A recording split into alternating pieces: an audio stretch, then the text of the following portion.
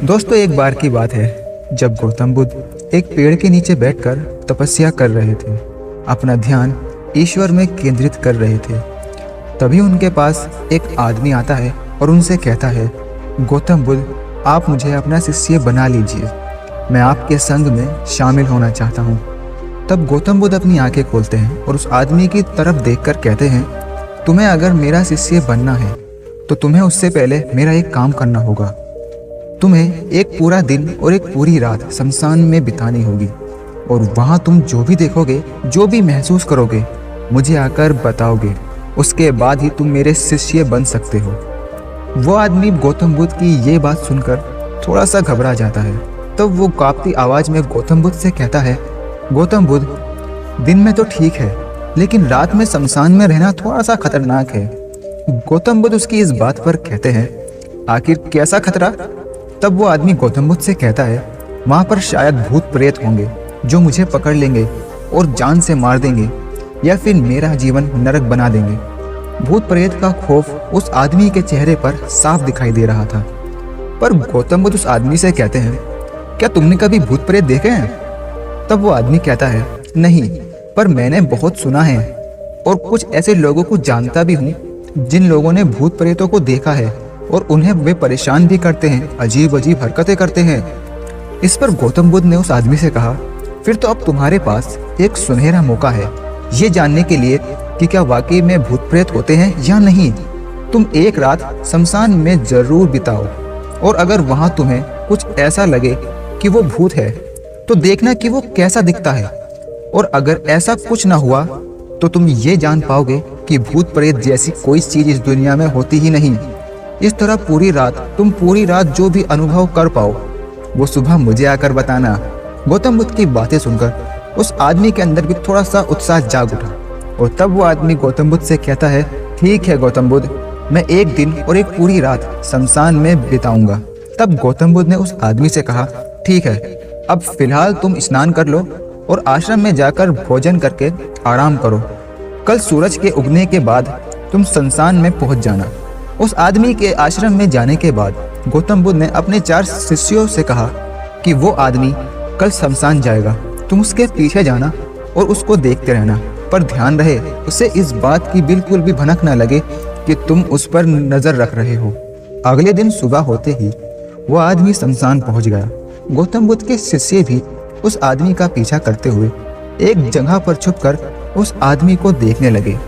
जब तक दिन था तब तक वो आदमी शमशान में इधर से उधर घूमता रहा। उस आदमी को कुछ भी खास अनुभव नहीं हुआ, लेकिन जैसे जैसे सूर्य डूब रहा था, अंधेरा छा रहा था, उस आदमी की धड़कनें बढ़ती जा रही थी।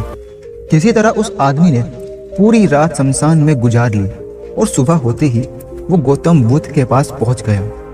गौतम बुद्ध ने उस आदमी से पूछा, तो बताओ शमशान में तुम्हारा समय कैसे व्यतीत हुआ, तुम्हें क्या अनुभव मिला और तुमने क्या क्या देखा?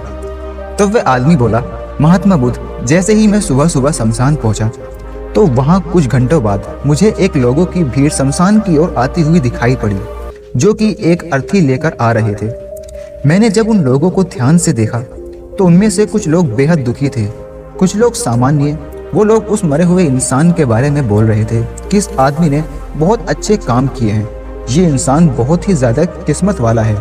और इसके बाद उस इंसान के बेटे ने अपने बूढ़े पिता की चिता को अग्नि दी।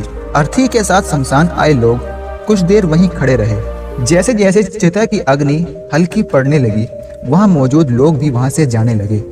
थोड़ी देर बाद वहां 2 अर्थी और आई, जिसमें से एक अर्थी किसी अमीर आदमी की थी जो तरह तरह के फूलों से बहुत अच्छे से सजी हुई थी, और उस अर्थी के आसपास बहुत से लोग मौजूद थे। और दूसरी अर्थी एक बहुत ही गरीब आदमी की थी जो बेहद साधारण सी थी, और उसके आसपास 2-4 ही लोग मौजूद थे। अमीर आदमी की चिता चंदन की लकड़ियों पर जलाई गई, जबकि गरीब आदमी की चिता साधारण लकड़ियों पर जलाई गई। पहले अमीर आदमी की चिता को जलाया गया क्योंकि वो अमीर था। उसके बाद गरीब आदमी की चिता को आग दी गई। दोनों आदमियों की चिताएं जब जल गई तो सभी लोग शमशान से चले गए, लेकिन मैं वहीं पर खड़ा हुआ उन चिताओं को देखता रहा। अब गौतम बुद्ध ने कहा, तुमने उनकी चिताओं को देखकर क्या समझा और क्या अनुभव किया? तब वह आदमी बोला, महात्मा बुद्ध दोनों की चिताएं समान थी। दोनों के शरीर उन चिताओं में समान तरीके से ही जल रहे थे। उसके बाद जब सब कुछ जलकर राख में बदल गया तो वो राख भी एक समान ही थी। लेकिन महात्मा बुद्ध, उसके बाद वहां पर एक औरत की अर्थी आई। उस औरत का पति बहुत दुखी था और वो बहुत ज्यादा फूट फूट कर रो रहा था। उसकी अर्थी के साथ शमशान में आए बाकी लोग भी बहुत ज्यादा दुखी थे। वो सभी उसके पति को समझा रहे थे। हे गौतम बुद्ध, मैंने उसमें देखा कि बहुत से लोग काफी ज्ञानी थे। वो ज्ञान की बातें कर रहे थे। मैंने ध्यान से उनकी बातों को सुना कि वो क्या बोल रहे थे। उन लोगों में से एक आदमी ने कहा कि मौत के बाद अर्थी की सवारी करते हुए हर इंसान को यहीं पर आना है। जीवन में हमें इंसानियत और परोपकार से जीना चाहिए। गलत कामों से हमेशा दूर रहना चाहिए। कभी भी किसी इंसान को दुख नहीं देना चाहिए।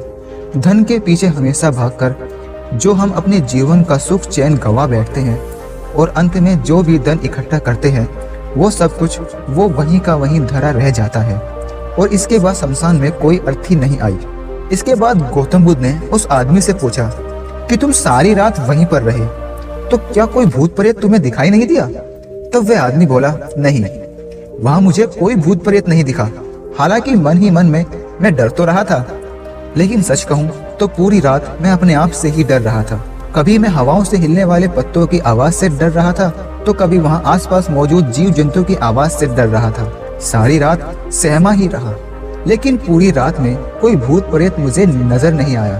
गौतम बुद्ध ने उस आदमी से कहा, ठीक है, अब तुम जाओ और आश्रम में आराम करो। कल तुम्हें एक बार फिर से एक पूरा दिन और एक पूरी रात शमशान में ही बितानी होगी। अब गौतम बुद्ध की बात सुनकर वो आदमी थोड़ा सा घबरा गया और उनसे बोला, आपके ही कहने पर मैंने कल का पूरा दिन और पूरी रात शमशान में पड़ा रहा। वो समय मैंने कैसे काटा वो मैं ही जानता हूँ। अब मैं दोबारा वहां नहीं जाऊंगा। गौतम बुद्ध ने कहा, देखो, जो खास चीज तुम्हें वहां जाकर मिलनी है वो तुम्हें अभी तक प्राप्त नहीं हुई। जब तक वो चीज तुम्हें नहीं मिल जाती तुम्हें मैं अपना शिष्य नहीं बना सकता। तुम एक दिन और वहां रुको और वो चीज तुम्हें जरूर मिल जाएगी। तब वो आदमी गौतम बुद्ध से कहता है, ठीक है, मैं कल एक दिन और एक पूरी रात एक बार फिर से शमशान में ही बिताऊंगा। और अब सुबह होते ही वो आदमी गौतम बुद्ध का आशीर्वाद लेकर फिर से शमशान पहुंच गया। एक पूरा दिन और रात बिताकर वो आदमी अगली सुबह फिर से गौतम बुद्ध के पास पहुंचा। लेकिन इस बार उस आदमी के चेहरे पर एक अलग ही चमक थी। उसके चेहरे पर एक अलग ही खुशी झलक रही थी, मानो उसे वो चीज मिल गई हो जिस चीज की बात महात्मा बुद्ध कर रहे थे। लेकिन गौतम बुद्ध उसके मुंह से सुनना चाहते थे, इसलिए गौतम बुद्ध ने उससे सिर्फ एक ही सवाल पूछा, क्या तुम्हें वो चीज मिल गई जिसके लिए मैंने तुम्हें वहां पर भेजा था? तो वह आदमी बोलता है, हाँ गुरुजी, मुझे वो चीज मिल गई। तब गौतम बुद्ध ने उससे पूछा कि बताओ तुम्हें क्या मिला? तब उस आदमी ने कहा, गुरुजी, मैंने जीवन का अर्थ समझ लिया है। मैंने वहां देखा कि कुछ लोग शाम को मुझे अर्थी पर लेकर आ रहे हैं। मुझे 4 लोगों ने अपने कंधों पर उठा रखा है।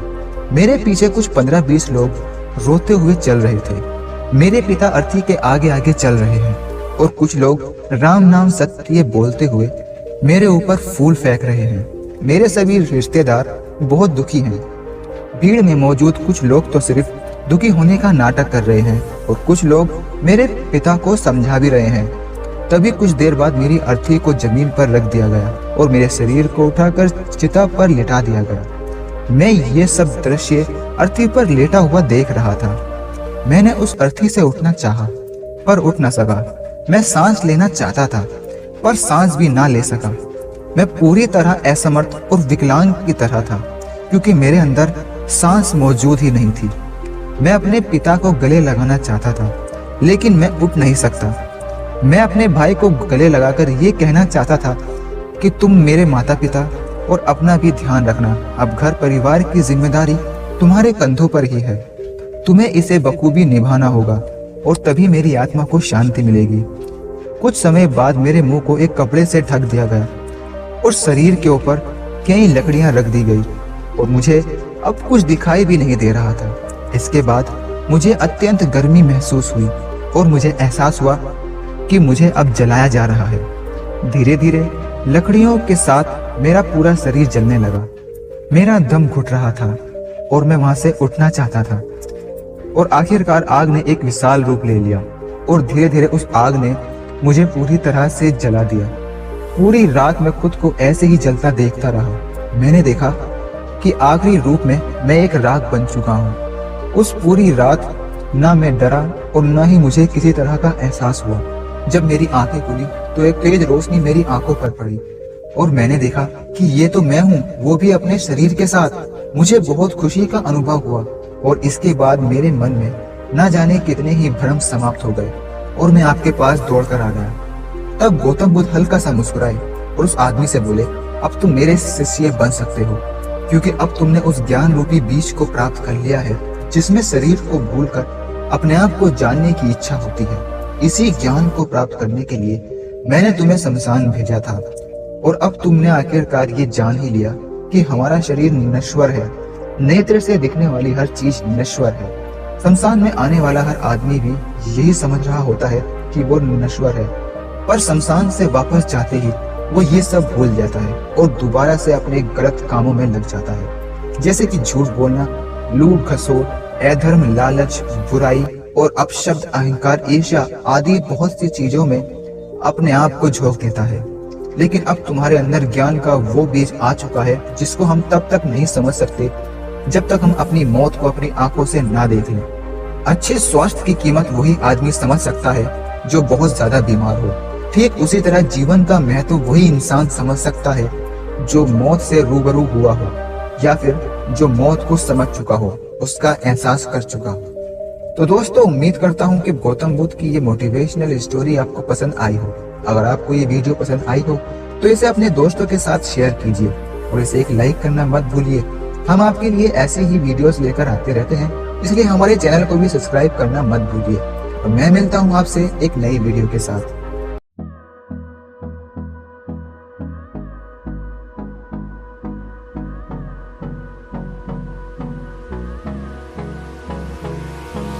Hold me close till I get up.